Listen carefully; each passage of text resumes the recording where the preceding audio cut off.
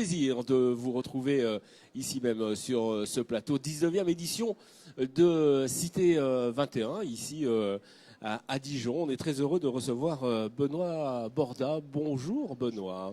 Bonjour, merci de m'accueillir ici. Vous êtes élu en charge de l'agriculture et vous faites partie de ces 24 lauréats qui sont dans le TIGA. Le TIGA, c'est les territoires d'innovation et de grande ambition. Vous pouvez me rappeler cette histoire, comment c'est né et depuis quand vous êtes Ça fait à peu près 2 ans qu'on a postulé sur un appel à projet appelé PIA, Programme d'investissement d'avenir, où l'État souhaitait avoir différents territoires sur la France, innovants sur des sujets. Et nous, comme on a une histoire autour de l'agriculture, de l'agroalimentaire, on a postulé sur un projet, un territoire d'innovation et de grande ambition autour de l'alimentation et d'une alimentation durable d'ici 2030. Ça veut dire que vous allez mettre des dispositions en place ou c'est déjà fait ? Alors déjà, donc on a été retenu lauréat, ce qui nous permet de bénéficier de subventions, d'un soutien financier de l'État. On a aussi un soutien financier de la part de la région.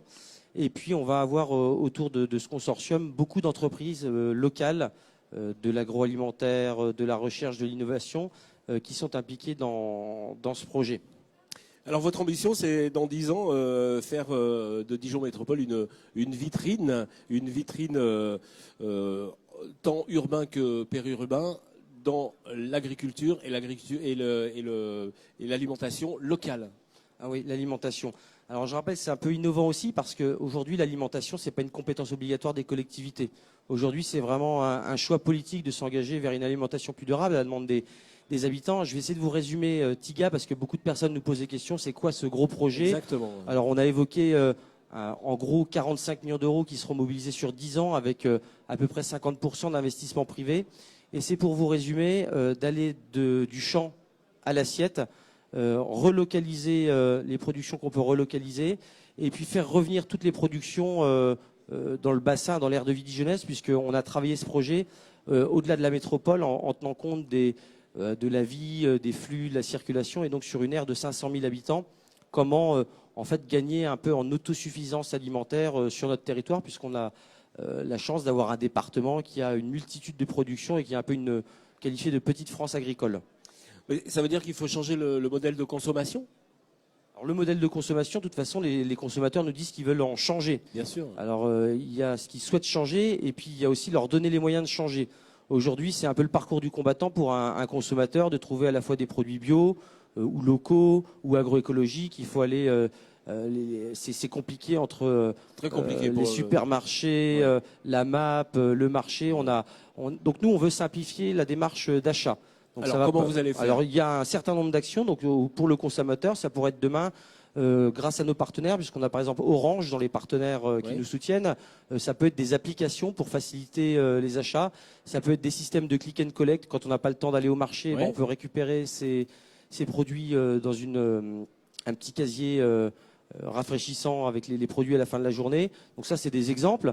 Mais il y a aussi un autre volet de TIGA, c'est de dire que l'alimentation saine, elle ne doit pas s'adresser qu'à une élite ou qu'à des personnes qui ont les moyens. Parce que c'est ça le problème. Est-ce que tout le monde a les moyens de manger bio et manger sainement ? Aujourd'hui, au niveau des collectivités, on arrive à travailler en bio à un coût qui n'est pas plus élevé puisqu'on travaille sur le gaspillage alimentaire. Ouais. Mais pour le particulier, le consommateur, ça demande un effort financier.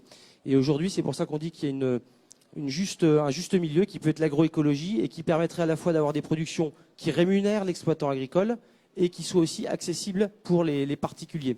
Et on a aussi, dans la suite de ça, un travail sur les familles précaires au niveau alimentaire. Donc nous, on a identifié 1000 familles précaires alimentaires sur Dijon, sur lesquelles on va faire une opération test pour qu'elles consomment plus de fruits et légumes frais tous les jours.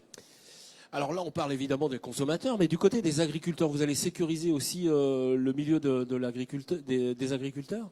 Alors l'autre volet de TIGA, c'est qu'on a noué des alliances territoriales, puisque Dijon, c'est pas un territoire de grande production agricole. Donc on est allé voir différents territoires, par exemple le Châtillonnais, qui a à la fois une filière lait, une filière viande très intéressante, qui a un abattoir sur place. Et aujourd'hui, c'est de proposer que les exploitants se regroupent en groupement pour proposer déjà dans un premier temps à la collectivité ou à d'autres collectivités de s'inscrire dans nos marchés publics pour qu'on achète 100% de viande locale d'ici 10 ans. Est-ce qu'il y a une certification? Est-ce que vous allez mettre un label, quelque chose pour orienter ou pour Alors ça, c'est aussi un autre volet sur lequel on travaille, puisque TIGA, je vous dis, c'est vraiment vaste. Oui, c'est très vaste, mais bon. Donc avec l'INRA, c'est de travailler sur une labellisation de l'agroécologie. Ah. Donc aujourd'hui, voilà, c'est ce travail. Et donc on s'est aperçu, notamment dans le Châtillonnais, dans ces secteurs-là, qu'ils avaient déjà, les producteurs, des pratiques qui s'apparentaient à de l'agroécologie. Et donc on veut avec eux les certifier, parce qu'on sait que dès que les choses sont certifiées, qu'il y a un outil de communication, oui, c'est un côté rassurant pour le consommateur qui peut tracer, comprendre l'origine du produit, savoir d'où il vient et comment il a été fabriqué. D'accord. Vous travaillez donc j'ai un exemple. Hein, vous travaillez au service du développement des entreprises, de la fourche à la fourchette connectée. Ah, ça m'a intrigué. Aujourd'hui, on est en pleine révolution numérique. Ouais. Donc c'est ce que je disais. Vous avez l'exemple. Beaucoup de consommateurs connaissent un outil qui s'appelle Yuka. Oui. Yuka, ça a perturbé beaucoup d'industriels et d'hypermarchés qui sont obligés aujourd'hui de modifier leurs recettes puisque les consommateurs sont au courant de tout ce qui compose les produits. Nous, dans l'esprit, c'est ce que je disais, c'est que demain, peut-être le consommateur ait une application, on ne peut pas encore imaginer, mais qui lui facilite ses achats ou le fait de trouver des produits locaux, ou alors qui lui facilite, qui lui propose des recettes, que ce soit lié à des objets de cuisine connectés, puisqu'on travaille aussi avec Seb. Et Seb, voilà, c'est aussi faciliter. On parlait de choses moins chères. Quand on travaille les produits bruts, ça revient moins cher à la consommation. Donc aussi, Seb travaille beaucoup sur ces questions-là. Alors on parle des agriculteurs en général, mais est-ce qu'il y a des niches, par exemple, si on prend par exemple la filière œufs, par exemple, est-ce qu'il peut y avoir des niches comme ça certifiées avec la métropole? Après, nous, on a pris un tableau, un basique, on a regardé qu'est-ce qu'on produisait sur le département, qu'est-ce qu'on avait sur la métropole et quelles étaient les productions sur lesquelles on pouvait être déficitaire. Donc aujourd'hui, il y a une étude qui a été faite en lien avec la Chambre d'agriculture où effectivement on voit qu'il y a certaines productions où on n'a pas de problème, comme les céréales, comme la viande, comme le lait. Et puis peut-être qu'effectivement au niveau des œufs, il faudra qu'on travaille. C'est un exemple. Mais si demain on cherche du poulet, on peut aussi aller chercher du poulet de Bresse. Enfin voilà, il y a des... et donc avec derrière des démarches certifiantes. Et nous, on souhaite accompagner, alors pour ceux qui seront sur le territoire de la métropole et de Dijon Métropole, par exemple accompagner encore le développement du maraîchage. Alors justement, le maraîchage, ça m'amène au potager. Est-ce que chacun d'entre nous, chacun d'entre vous, ici, peut avoir son potager? Est-ce que ça fait rentrer dans la filière ou pas? Ça rentre dans l'idée de ce que vous avez dit, puisqu'il y a les effets leviers, ce que nous, on peut faire au niveau de la collectivité. Et ça va être aussi effectivement au niveau des citoyens de leur donner des outils et de l'aide pour se réapproprier peut-être les espaces en ville, pour cultiver des parcelles qui ne sont pas cultivées. Parce que c'est, comme on dit, l'alimentation, c'est aussi l'affaire de tous. Donc si chacun veut mettre son... Mais par exemple, si une entreprise décide de mettre tout d'un coup sur le toit des ruches ou un jardin potager pour leurs employés, est-ce que ça peut rentrer dans ce créneau-là? Oui, ça rentrera dans des actions, des actions à côté. On a déjà des entreprises ou même la ville de Dijon qui mettent des ruches sur les toits. Mais aujourd'hui, on sent bien qu'il y a aussi une demande pour les entreprises, pour créer du lien avec les salariés, effectivement, de faire peut-être des potagers collectifs ou qui permettent de créer du lien et d'inciter les gens à consommer des produits locaux. Alors, première action, ça part aussi, on l'a dit tout à l'heure pour l'inauguration, ça part de la restauration collective. Est-ce que finalement, il ne faut pas éduquer les enfants et on commencerait dans les cantines? Est-ce que ça commencerait pas par là?